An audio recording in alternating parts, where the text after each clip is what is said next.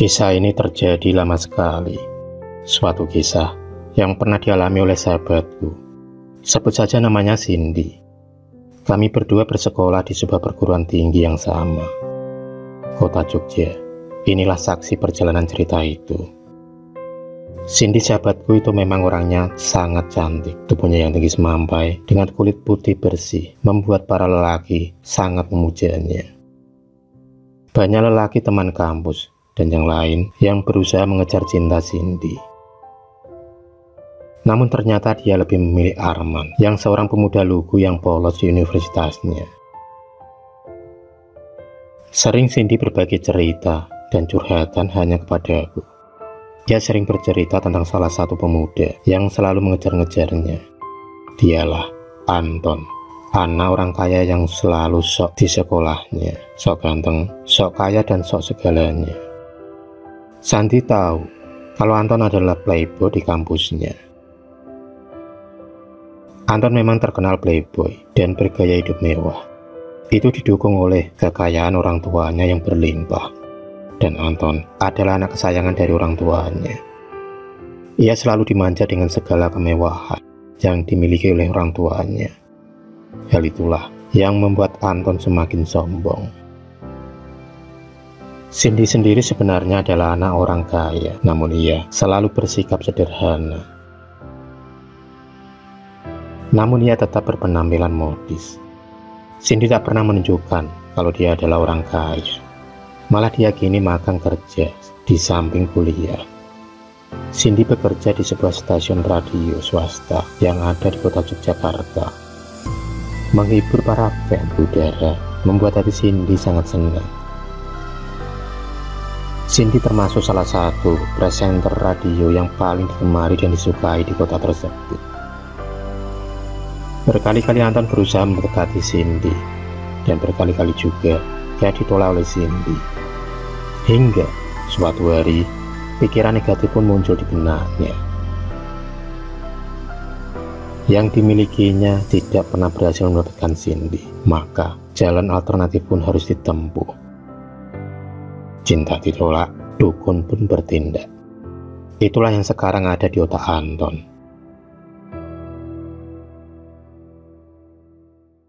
Anton segera melajukan mobilnya menuju ke sebuah alamat yang ia dapatkan dari sebuah koran yang berisi jasa perdukunan. Di alamat tersebut juga dicantumkan segala masalah akan beres jika sudah datang di rumah Mbah Cokro Mangkuwanito Limo. Begitu meyakinkannya iklan yang ada di koran tersebut hingga membuat Anton bersemangat mendatanginya.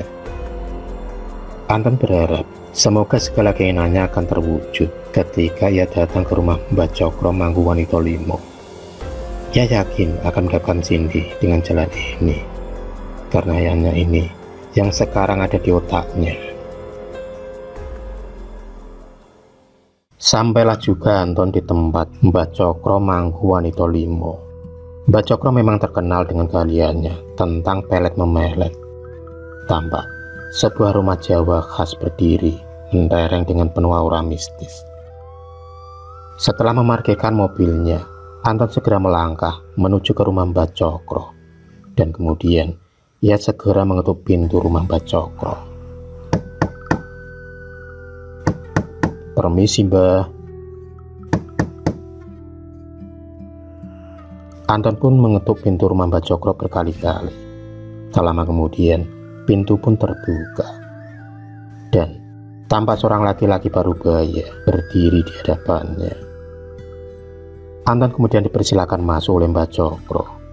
Dan tak lama kemudian, Anton segera mengutarakan maksud kedatangannya kepada Mbah Cokro. Mbah Cokro hanya manggut mendengar keinginan dari Anton, dan dia pasti akan membantu Anton. Tentunya tidak gratis, alias harus ada mahar yang diganti sebagai balas jasanya.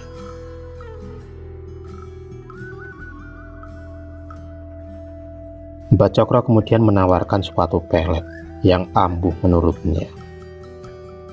"Kamu harus bisa membawa tali kotang wanita yang ingin kamu pelet." Dengan sarana itu, Mbah Cokro akan membuat ritual pelet agar si pemilik tali kotang itu bisa terpikat dan jatuh ke pelukan orang yang memesannya.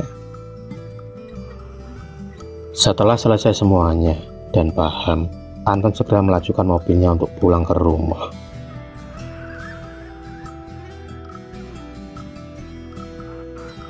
Ia berharap akan mendapatkan apa yang disyaratkan oleh Mbah Cokro dan menyiapkan mahar yang telah disepakati bersama. Anton membayangkan Cindy yang bertekuk lutut dan tunduk padanya. Ia sudah tak sabar ingin mendapatkan Cindy. Anton pun berpikir keras bagaimana caranya agar dia bisa mendapatkan syarat yang diucapkan oleh Mbah Cokro.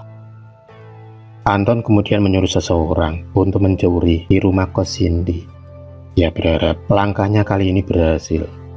Orang suruhan Anton kemudian segera bergerak menuju ke tempat kos-kosan Cindy untuk mencari pesanan Anton. Kos-kosan tampak terlihat lengang dan sepi. Orang suruhan Anton segera mengendap-endap, dan sesampai di teras tempat jemuran, ia segera mengambil satu buah pesanan Anton. Entah benar atau tidak yang diambil, orang tersebut hanya yakin kalau yang diambilnya adalah milik orang yang dimaksud. Dengan berbekal tali yang sudah didapatkan dan mahar yang telah disiapkan, maka Anton kemudian melaju ke rumah Mbah Cokro untuk melaksanakan ritual yang telah dijanjikan demi untuk mendapatkan cinta Cindy. Dan tak lama kemudian sampailah ia di rumah Mbah Cokro. Ia pun bergegas menemui Mbah Cokro untuk memberikan syarat yang telah ia dapat. Di dalam ruangan tampak Mbah Cokro duduk bersila. Di hadapannya, asap keluar dari jubah kemenyan yang telah dibakar. Ubah rampai bunga-bunga telah disiapkan.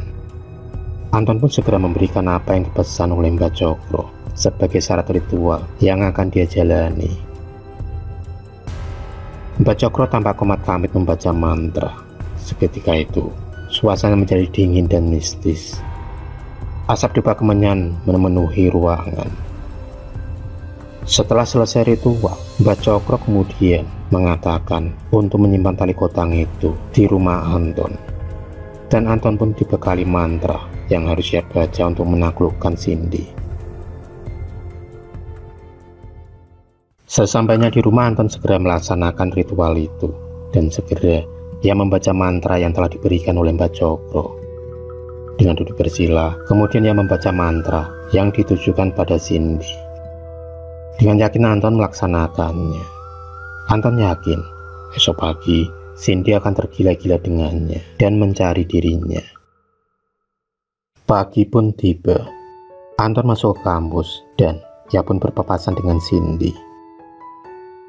Tapi aneh yang didapati Anton, ternyata Cindy hanya cuek-cuek saja. Tak ada respon sama sekali terhadap Anton, seperti apa yang telah ia bayangkan semalam. Anton kemudian membututi langkah Cindy, dan dia mengikuti Cindy yang tengah berbincang-bincang dengan Arman.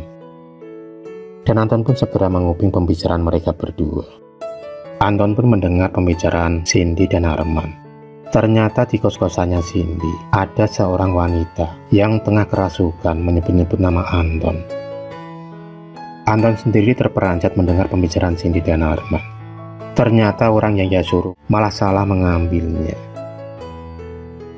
Dasar nasib Anton yang lagi apes, menyuruh orang malah salah sasaran yang diambil. Batal lagi Anton untuk mendapatkan hati Cindy. Dasar nasib lagi apes. Malam itu Anton segera membaca mantra terbalik untuk menghilangkan efek dari pelet yang telah dia lancarkan.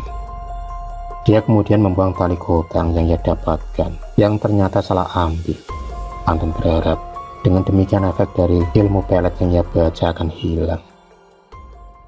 Pagi harinya Anton mendengar berita saat dia tak sengaja mendengar Cindy yang lagi bercerita dengan teman-temannya kalau tetangga kos sebelahnya yang kemarin kerasukan dan menyebut nama-nama Anton kini telah pulih.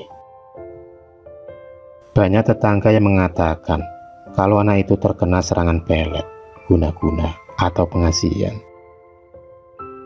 Tanpa disadari oleh Cindy, Ia telah bernasib mujur. Karena orang yang Anton suruh mencuri tali kotangnya malah salah ambil. Tapi selama ini Cindy rajin sholat dan beribadah. Ia juga sering berpuasa. Jadi sulit rasanya kalau Cindy akan dengan mudah terkena pelet maupun guna-guna. Wallahu alam, hanya Allah yang tahu dan maha dari segalanya.